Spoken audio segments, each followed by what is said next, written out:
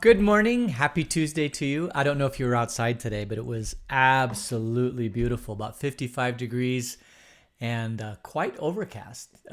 Jennifer said we might get some rain today, which would be really cool. Um, and it looks like it could. I'm looking at the outside and it's very, very overcast. The clouds are coming in. And it was a little bit of a hint of rain out in the smell. I love that. I love that. Don't you just love that smell when it's just, you can smell that rain. It's just so beautiful. Oh my goodness. And it was just so gorgeous outside. I don't know if I told you this, but I was walking on Saturday morning and one of the streets down here leads up to Colossal Cave Road. There, I found a herd of 4 deer, and they were all standing their back legs trying to get at the Chilean mesquite tree to eat the branches off the Chilean. They must love Chilean mesquite. And then I've got some grapes that I have in my grape arbor, and they got the grapes. They completely destroyed all the leaves off the grapes. And it had to be deer because it's the only thing that can reach that. It couldn't be, I mean, there's the hornworm, the green ugly hornworm, but I didn't see any green ugly hornworm. The only thing that could have reached it would have been the deer. And they were right there that morning, and the grape leaves disappeared that morning. So I'm pretty sure that it was deer. Anyway, it's good to be with you this morning. Just let's see. I wanted to show you, I think I can show you this, the Arizona Department of Health Services. This is not health hospitalizations. This is COVID cases by day. And you can see we're way down, but as you can see, they're going up a little bit. And, you know, that could be noise, or it could be that we're getting into the third wave, which probably will happen. I don't think it'll be as severe as the second wave. And I don't know if it's anything to worry about, because if you've been vaccinated, you have a very, very good chance of not catching it. And even if you do catch it, you have a very, very good chance of not having some of the severe side effects from COVID. So I would recommend that you be cautious out there. If you've been vaccinated, then that's probably pretty good. Let's see. Birthdays. There are no birthdays today. The next birthday is, I guess, on Friday. And I think that's about it. So I think we'll go ahead and get into this. So we are in episode 2 of this study of the book of Exodus.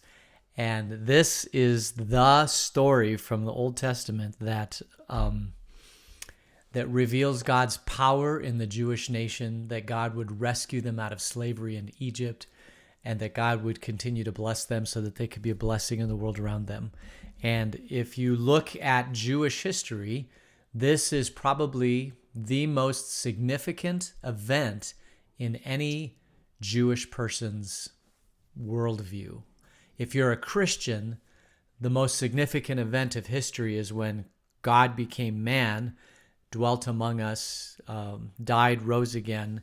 And that event in history is the central point of all of history, because it's the point at which God comes down. Well, if you're Jewish, that central point of Jewish history is that God would rescue you from slavery in Egypt. It was God's amazing power to do all of that work.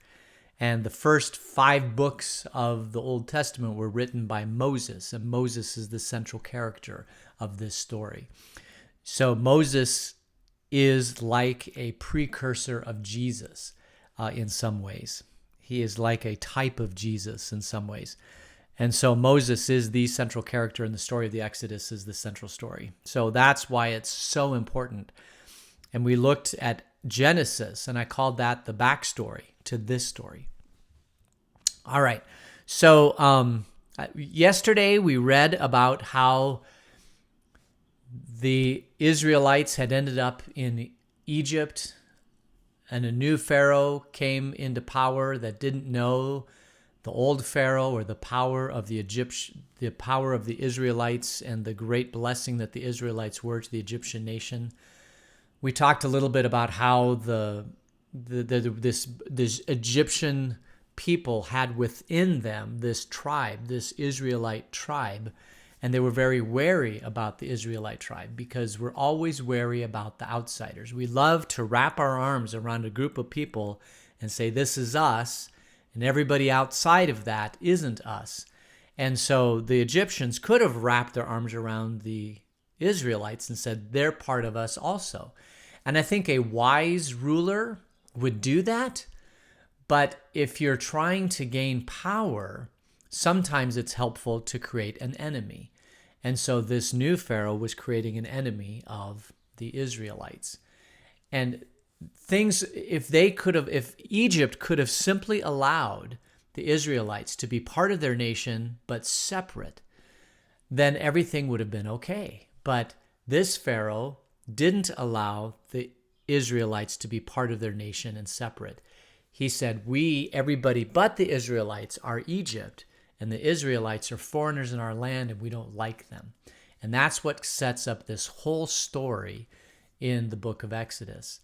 And I believe it's human nature for leaders to find an enemy, to point to that enemy and say they're the enemy, so that they can elevate their power. And we talked a little bit yesterday about how Jesus destroys all of that by saying, my kingdom is not of this earth. My kingdom is of a different earth. And all it takes to enter my kingdom is to believe and be baptized and be in my kingdom. And now you are part of a kingdom that's better than any kingdom on this earth. And my kingdom, my rule, my domain, I'm the king of this kingdom. And we have one mission, and that mission is to love the world around us. So it's really a great, if you think about Jesus and just who he is and the great blessing that he brings to this world, because we've got a lot of conflict in this world right now. We have a lot of people pointing fingers at the other saying, you're not worthy of, living on this earth. You're not worthy of resources from our nation. You're not worthy of anything. And that is not a healthy way to live. But it's part of humankind. It's the fallen nature. We're always going to do this. The only cure for this truly is if everybody could live their life as Jesus showed us. And if Christians, if the Christian church on earth could be the church on earth and love and spread this way of life that Jesus talked about, we would redeem this world. We would get rid of all the pointing of the fingers at the sub people, in nations and people who act differently like us, look differently like us, but still are part of God's family that he created.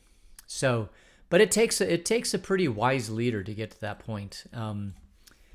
And wise leaders, I'm not talking about anything in the United States today. I'm just talking about, because there's a lot of stuff behind that. But wise leaders will try to help the foreigner come in and be welcome, I think, but not so welcome that they destroy us. So, that's a problem too. All right. And here, see, I'm even talking like that. That's horrible. All right. So we're gonna go into, so we finished up at verse 10. And so now we're going to read in verse 11 of Exodus chapter 1. So they put slave masters over them. This would be the Israelites. They put slave masters over them to oppress them with forced labor. And they, the Israelites, built Pithom and Ramses as store cities for Pharaoh. But the more they were oppressed, the more they multiplied and spread. So the Egyptians came to dread the Israelites and worked them ruthlessly. They made their lives bitter with harsh labor in brick and mortar and with all kinds of work in the fields. In all their harsh labor, the Egyptians worked them ruthlessly. So, and this is a story too about life. The Israelites, well, let me put it this way. The Egyptians were the major dominating force of Egypt. And they probably were of a culture that didn't multiply as quickly as the Israelites. The Israelites were oppressed, and they multiplied much more quickly. And we see this in nations around the world. The more educated and I don't know if educated, it's the more financially stable and rich a nation becomes, then they tend to have less people. They tend to have less offspring. Now, I don't know how, because they didn't have birth control back at this point. So I'm guessing that what they would do, just based upon what I'm seeing here, is that they would, if they wanted only 2 children, and the mother got pregnant and she had a child, maybe they would kill that child. That was very, very, in non-Abrahamic religions, non-Christian religions around the world, that was a very, very natural thing to do. If you only wanted to have, a certain number of children, you'd cull the herd, as it were. And this was popular. And so I'm assuming that must have happened in Egypt also, because we're going to see that. But the Israelites didn't believe in that. They believed that children were a gift from God. They believed that children had souls. Remember, in Egypt, the only person that was a god was Pharaoh. He was treated as a god. And so everybody served Pharaoh. And so whatever Pharaoh said, they did. And they didn't really necessarily see themselves as having a soul apart from Pharaoh, if that makes sense. But the Israelites did believe that they had this soul apart from, each individual was a unique creation of God in the Israelites. And they believed that very much. And so when they had children, they would not get rid of these children. They would add these children because it didn't cost them anything. If you're a nomadic tribe living out in the wilderness, the more children you have, the more people you have, to build up the tribe and give you power. And so you want this tribe to grow. You want your children to grow and all that sort of thing. But when you become a wealthy nation like Egypt, then you don't necessarily want that as much. You want maybe to invest more resources in each child and have fewer children. And we've seen this even across, so as the United States and Europe, as they've become dominant and wealthy in the world, their birth rate, the replacement rate of children is about 2.1. So if you can have, on average, 2.1 children per couple, then the population stays stable. If it's less than 2.1, the population decreases. And if it's more than 2.1, the population increases. And right now, the native population in Europe is like 1.6 or something like that. The native population of Europe, the white Anglo-Saxon native population of Europe, is dramatically decreasing. And there's an influx of people, foreigners coming into Europe that don't have that. Their mentality is the more children we have, the more blessing. And so they come in and they have a large number of children. And so you can see that the population shift between native-born Europeans and immigrants into Europe is shifting dramatically. And that's causing a lot of problems in Europe because the native population of Europe is not necessarily friendly to this population's coming in.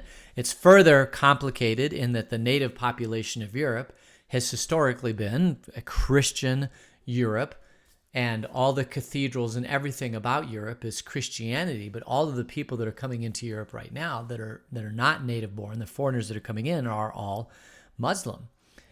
And so that's changing the nature of the European religion. And that's causing a lot of problems too, because the most of the churches, if you've been to Europe in the last 10, 20, 30 years, most of the churches are empty on Sunday morning and the mosques are full. And that's an interesting indictment on the Christianity in Europe. And we would have the same thing here in the United States, but our influx of migration of people comes from the south, of Mexico, Honduras, Guatemala, Panama, all of these countries, and they're predominantly Roman Catholic. And so when they come in the United States, they're bringing Roman Catholicism. But it's interesting that the native Roman Catholicism in the United States is still declining, even with the influx of people from Mexico. the percentage of people in the United States in 2007, I just looked up the statistic. In 2007, 25% of the United States was Roman Catholic. 7 years later, in 2014, it's 21% is Roman Catholic. The Roman Catholic Church is declining dramatically here in the United States. I mean, if you think about 4% loss of the total population of the United States that was Roman Catholic, leaving the Roman Catholic Church in 7 years, that's just, in 20 to 50 years, Roman Catholicism won't exist.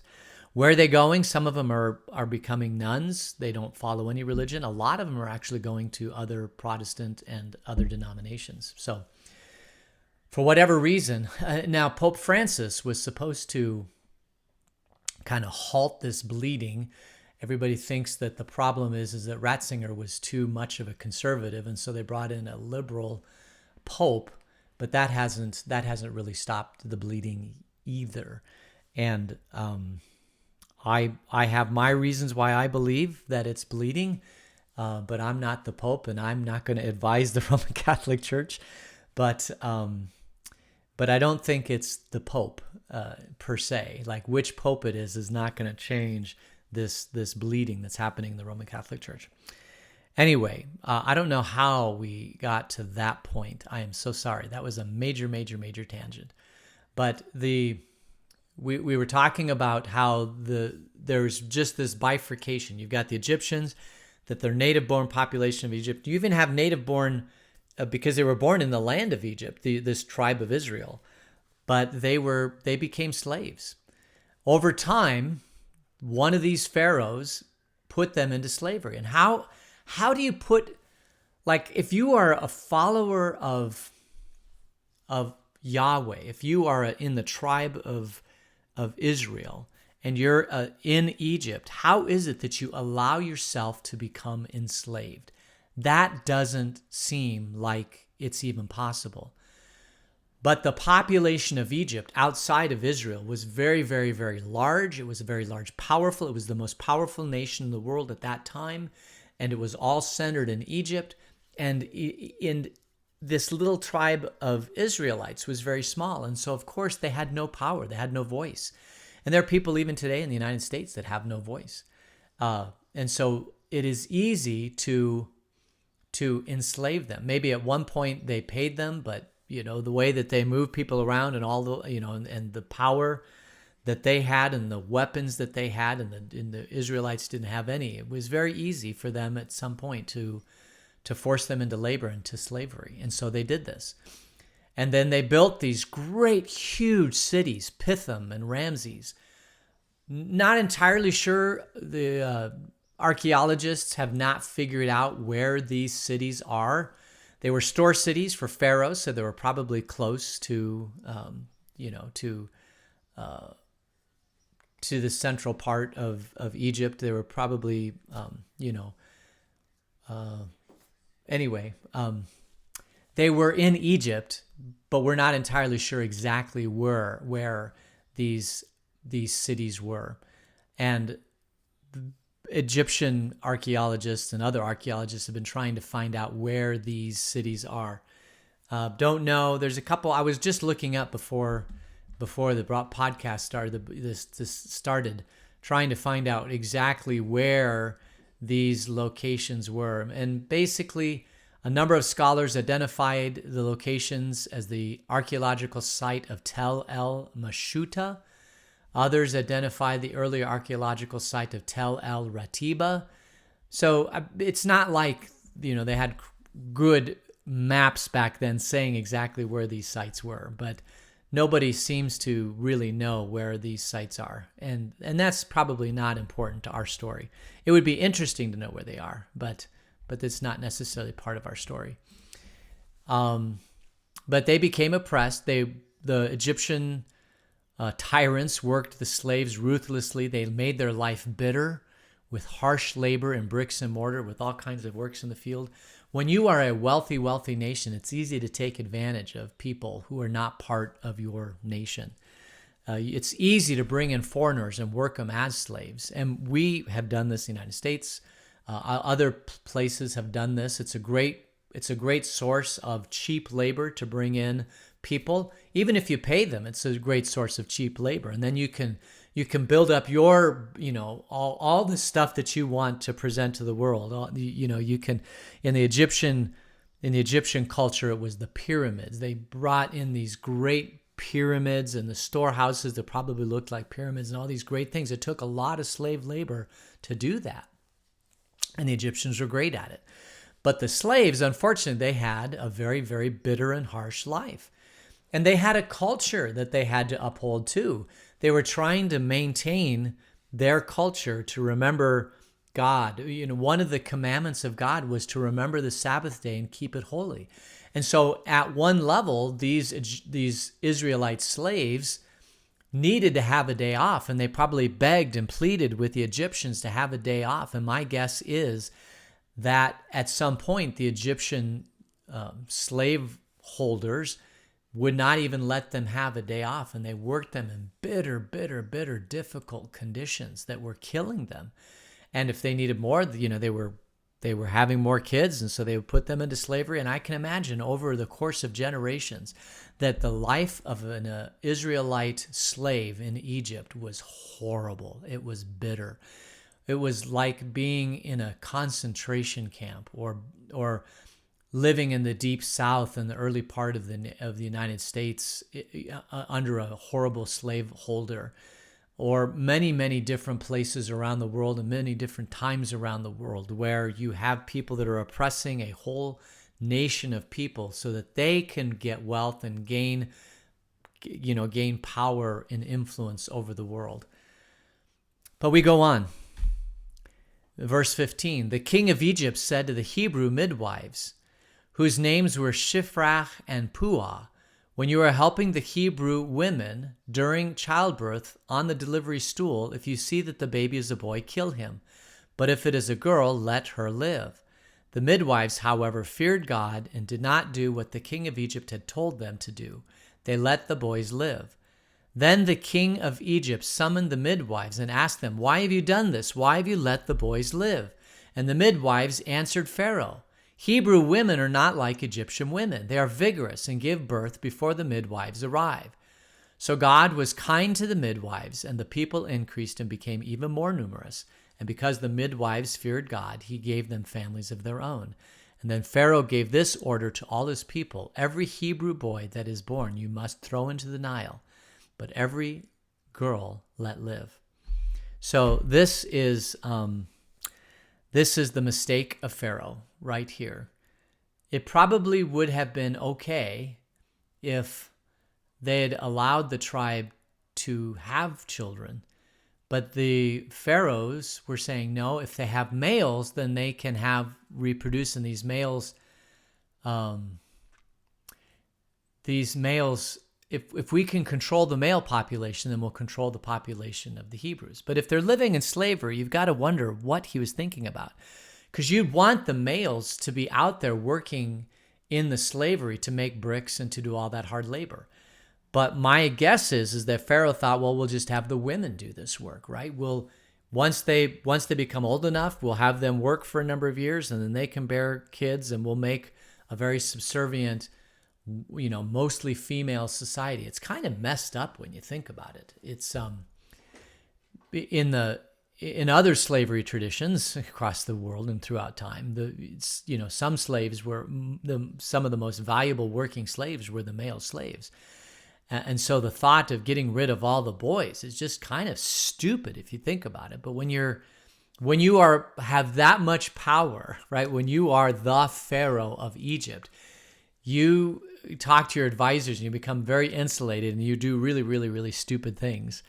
And so now, not only are they working the Israelites as hard as they can, but now they're oppressing them by saying, if you have a boy, we're going to kill the boy, and we're not going to let them live. So interesting about these midwives, said to the Hebrew midwives, whose name were Shiphrah and Puah. Shiphrah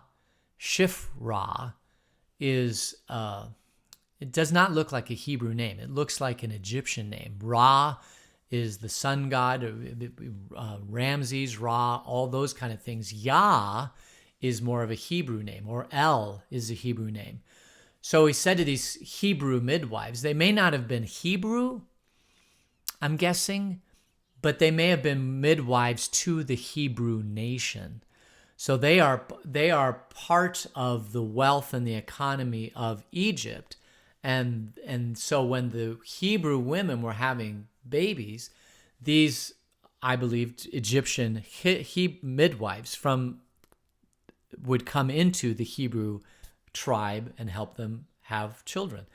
But they were not, even though they were midwives that were trying to follow Egypt, they did not feel like they could kill these boys. They just simply couldn't do it. And when Ramses, or whoever it was, the Pharaoh, came and said, hey, why are they still growing? Why are we still seeing boys? They said, well, we can't kill them because by the time we get there, the children are already born. And of course, it was a huge lie. And so Pharaoh gives this horrid command. So the midwives thought, okay, we're gonna bypass this. We're gonna let this nation grow. But then Pharaoh does this horrible thing. He says, if we see any boy, period, even after they're born, if it's a boy and they're born even after, then we're going to throw them into the Nile River and we're going to drown them.